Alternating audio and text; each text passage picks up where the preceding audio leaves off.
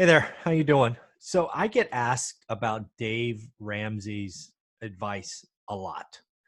I think a lot of people that watch this channel must also watch Dave Ramsey. I've talked about a couple of his things of late, but this video I wanted to do is a little bit different. You know, Dave Ramsey has some thoughts about rental properties, and his number one rule, as you'll see in a minute, is if you're going to buy one, pay cash. So that has obviously bothered me. I think it's horrible advice. Um, I think it's ultra conservative. I think it keeps most people out of the game. It doesn't produce wealth. Uh, you know, there's very little about that statement that I like. But let's be clear. Most of the stuff that Dave Ramsey talks about, getting out of debt, snowball, all of those things, are awesome. And I think Dave Ramsey is helping millions and millions of people. However, that doesn't mean I agree with everything. And his thoughts and ideas about having to pay cash for a rental property is darn right dangerous, in my opinion. So what I thought I would do is go, okay, let's rewind the clock and let's see what would happen if I had listened to everything Dave Ramsey said. Because again, lots of his things he says I liked, some of the things he says I followed. But let's say if we started, back what would be almost 20 years ago today, what would happen? So I created a quick little slideshow just so we can all stay on the same page and we could walk this journey together. Okay. So what would happen if I, right, the author of One Rental at a Time, which is a story of real estate investing for 15 years, leading to financial freedom. What if I had listened to Dave Ramsey? And again, let's be very clear. This is like 1% of what Dave says, but he is adamant about this. He says it repeatedly. So I wanted to put it on blast and see what would happen to our journey, which again, we document in One Rental at a Time. So again, he is saying pay cash for rental properties. Okay. So what would happen if we had listened to Dave? Let's take a look. First and foremost, before we get into the timeline and the journey, I want it to be said that financial freedom is hard, but I believe all of us can have a better financial future. I think if you just got 1, 2, 3, 4, right, somewhere between there, rental properties over the next decade, that you will have a better financial future. I think it is a myth, or I think it's arrogant for people that talk about financial freedom and try to make it seem easy. It's not. Financial freedom is ridiculously hard. It takes a long time. There's lots of sacrifices, and you have to have a little bit of luck. However, a better financial future is easy. The other thing I want to make very, very clear is the reason I created One Rental at a Time, the journey to financial independence through real estate, is because I read Rich Dad, Poor Dad, but I didn't get out of it what happened.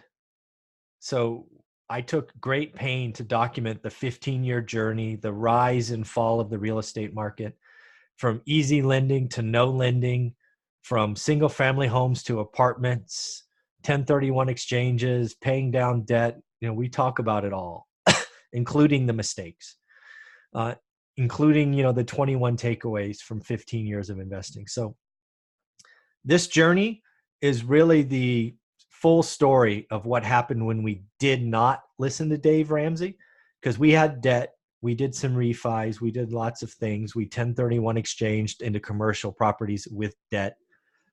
Excuse me, still getting over a cold. But in the end, let's go back now and what would happen if we listened to Dave. So let's just remind you what we are. So I'm 30 years old, at least in this story, because that's when I read Rich Dad, Poor Dad and my life changed forever. So I'm 30 years old, just read Rich Dad, Poor Dad. I've decided that rental properties are my path to freedom. I don't know anything more than that, except I want to get me some rental properties. That's all I know at this point. Then I watched Dave Ramsey, right? Which again, Dave was helping me pay down debt and all those things. So, shout out Dave. You do some great things. But let's just see if I had believed Dave and I had to pay cash for my first rental property, what would have happened? So again, as I share in our book, we started our journey of financial freedom with $40,000. So again, in Dave's world, we have $40,000 saved up. It's out there for a rental property. The market that we had so chosen was Fresno, California. It's about 2.5 hours away. We were looking at a house for 110 grand that rented for 1,100, right? So it was the 1% rule. However, if I'm again listening to Dave, and that's the kind of house I want, in 2003, I obviously could not afford it because I don't even have 50% of the down payment yet. The other thing, again, this is where I had to sort of guess because I didn't think this way back in 2003. I believe my wife and I could have saved about $20,000 a year if we'd really focused and sacrificed and cut to the bone and all of those things. So if those are all true, this is what happens. It's not fun. So again, right, 2003, we want to buy a rental. It costs 110. We only have 40 grand. Okay, so by the end of 2004, we put away $20,000. So we have 60 grand. Unfortunately, that house has appreciated to 125. So we're almost to a half, but we're kind of already behind. All right, no big deal. 2005 comes. We've saved another 20 grand. But darn it, that house now is worth 150. So we're just falling farther and farther behind. Okay, 2006. Wow, we've got 100 grand saved up. But that darn house that used to be 110 is now worth 170. All right, shoot. One more year. 2007. We now have 120 grand after 5 years. But that house is now worth 200 grand.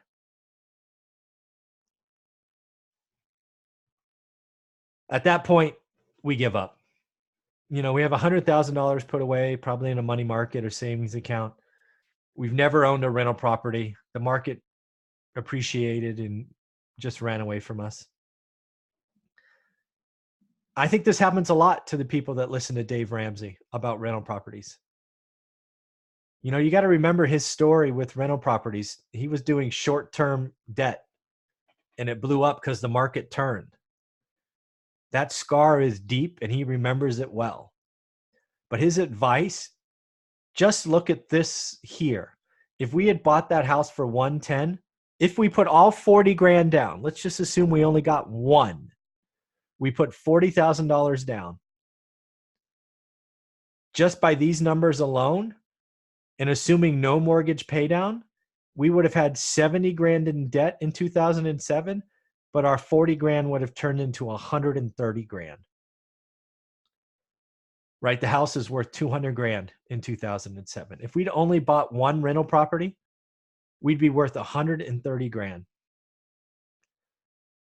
So, and that's just off 40 grand, not to mention the fact we could have saved another $80,000 and used that to buy another one.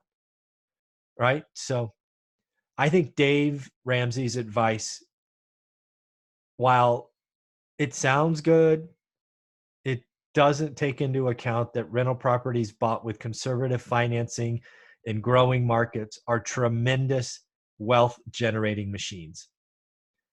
I think it's foolhardy to say you have to pay cash for everything when you're building your base, when you're starting out. So again, in our strategy and kind of what we've evolved after retirement, because again, we took on debt, is I think everybody should target 4 rental properties. I think this is a strategy. This is a goal that everybody could achieve if that's what they want. I think you need to put 30% down. In the beginning, we put 20 and then we put 10 because the banks told us we could. That was a mistake. I do believe you should put at least 30% down. You want to make sure these things cash flow and not be skinny. You don't want to lose them in a downturn. You must have positive cash flow even after you set aside reserves. Don't just have cash flow because nothing broke, right? Have real cash flow. Set some money aside for capital repairs and reserves for vacancy and evictions. And if you should still have cash flow. You must think in decades, right? You're going to own this asset for 10, 20, 30 years. Somebody else is going to pay for it for you. And then you're going to have options. When you get ready to retire, like we did at a young age or relatively young age, you have options, right? If you got 4, as we talk about in point 1, and they all have debt on them after 20 years, you could sell 1 and pay off 3. Then, like Dave Ramsey says, you can have 3 free and clear properties. But most of that is because of mortgage pay down and appreciation. The only way you get here is by having 4 with loans. It is just time going by and time doing its thing. Again, in 20 years, you could sell 1, pay 3 off. You could do a cash out refi once a year. Refinancing is not a non-taxable event because it's a loan. You could do a 1031 exchange and go bigger, like we document in One Rental at a Time. If you haven't got that book, get that book. It's on Amazon. And it will really show you how we went from 8 to 80 right around year 8 or 9. So again, lots of options to be had. I think saving to buy an investment property would have been the worst, absolute worst advice for us. We would have missed out on so much appreciation. We would have missed out on getting in with cheap debt or at least lower priced debt. We would have frankly never gotten started because the market would have ran away from us. And it would have been so disappointing. In the end, I think Dave Ramsey's advice specifically on rental properties is horrible. I think you need to be conservative. You need to do all the right things, but saying that you have to pay cash for it is horrible. So I've given you what would have happened to us. After 5 years of doing nothing, we would have never done anything and we'd still be working. If you want to see what happens with smart leverage, please get this book on Amazon, One Rental at a Time, The Journey to Financial Independence Through Real Estate. It has nearly 100 reviews, which is just a great thing. So at the end, I hope that makes sense. Again, do not take this as Dave Ramsey bashing. I think what he is doing for, frankly, the world is outstanding. I think he needs to be applauded. He just has this one little kind of phrase he throws out there every now and again that I think is just wrong. I think it's horrible advice. I think paying cash for a rental property, it never would have got us to our journey, right? We would have never left the rat race. And that would have been terrible. It would have been horrible. So in the end, I like everything that Dave's doing except this one little piece. Let me know what you think below. I'd love to hear from you. Again, this is not Dave Ramsey bashing. That's not my intention. I think he is a wonderful person doing great work and should be applauded. But this one little thing, not so much. Take care. Have fun.